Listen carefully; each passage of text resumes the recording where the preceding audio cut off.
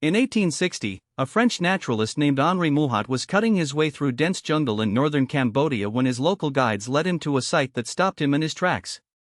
Rising out of the forest canopy, half swallowed by tree roots and centuries of overgrowth, stood the towering stone spires of Angkor Wat, by far the largest religious monument ever built by human hands, grander, Mouhat wrote, than anything left by Greece or Rome. The local Cambodians living nearby had never forgotten the temple was there, but to the Western world, its rediscovery felt like uncovering a lost civilization frozen in time. What Mouhat did not fully grasp was that Angkor Wat was only the most famous structure in a vastly larger lost city. Hidden beneath the surrounding jungle lay the sprawling remains of Angkor itself, the capital of the Khmer Empire, which at its height in the 12th and 13th centuries was almost certainly the largest urban settlement on Earth, encompassing temples, palaces, neighborhoods, roads, and an immense engineered water system spread across nearly 1,000 square kilometers of cleared land. Recent LiDAR surveys, which use laser pulses fired from aircraft to map terrain hidden beneath dense forest canopy, have revealed that Angkor was even larger and more densely populated than anyone previously imagined, supporting an urban population that some researchers estimated close to 1 million people, at a time when London held perhaps 50,000. And yet by the time European explorers arrived, this immense city had been abandoned for the better part of 4 centuries, its canals silted up, its temples cracking apart under the slow, relentless pressure of jungle roots. How does the largest city on the planet simply disappear?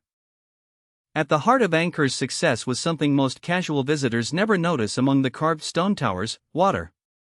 The Khmer Empire was built in a region with one of the most extreme seasonal climates on Earth, a brutal monsoon delivering up to 90% of the year's rainfall in just a few months, followed by a long, punishing dry season.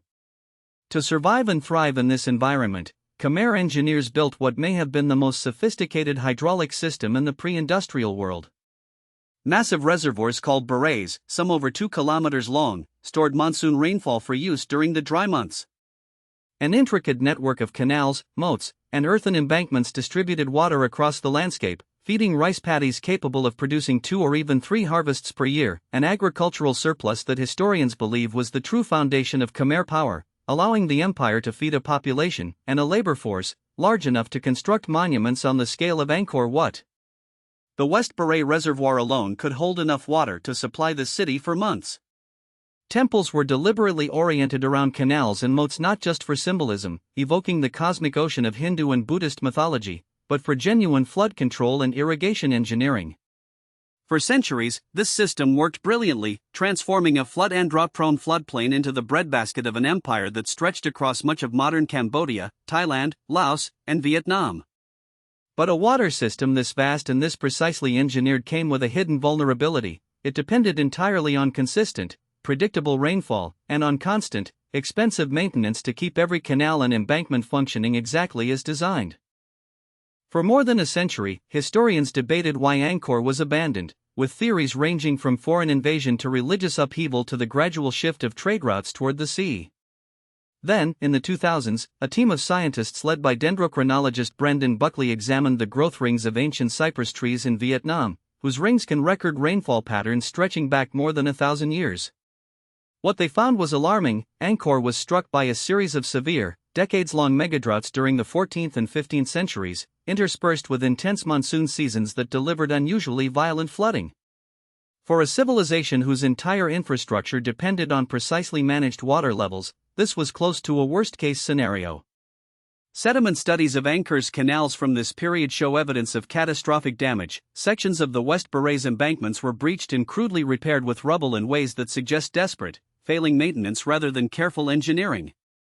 Once the water system began to fail, the consequences would have cascaded outward. Rice yields would have collapsed during the droughts. Flooding would have destroyed crops and infrastructure in the wetter years.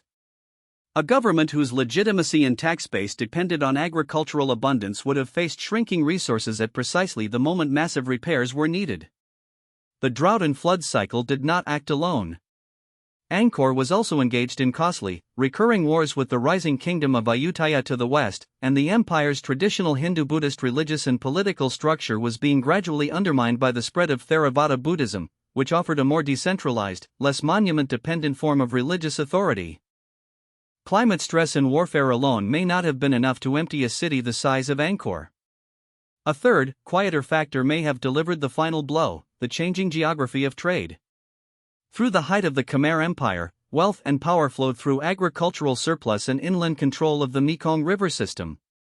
But by the 14th and 15th centuries, the center of gravity in Southeast Asian commerce was shifting decisively toward coastal and maritime trade, as Chinese, Arab, and later European merchants increasingly favored ports with direct ocean access over inland river capitals.